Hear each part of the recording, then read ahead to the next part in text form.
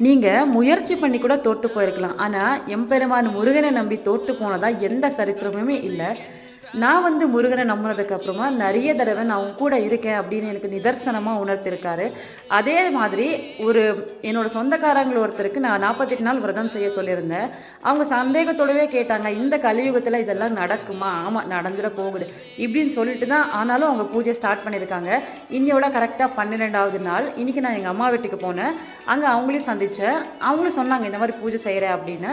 சரி, நீங்க பூஜை செய்றீங்கல்ல, நீங்க இந்த வேல்மாறலும் இந்த 48 நாள் பூஜை செய்றது முடித்துக்குள்ள, கண்டிப்பா நீங்க முருகரை ஏதாவது ஒரு ரூபத்துல பார்ப்பீங்க அப்படின்னு நான் சொன்னேன்.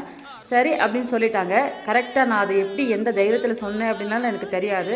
முருகர் தான் அத சொல்ல வச்சிருக்காரு. ஏன்னா 6 மணிக்கு அம்மா வீட்டுக்கு எதிர்ல இருக்கிற ஒரு பெரிய கேட்டு, அதுக்கு பின்னால மயில பார்த்தோம். அவங்க அப்படியே நின்னுட்டாங்க. ஏன்னா அது உண்ம. ஏன்னா முருகர் சொல்லியிருக்கார்ல.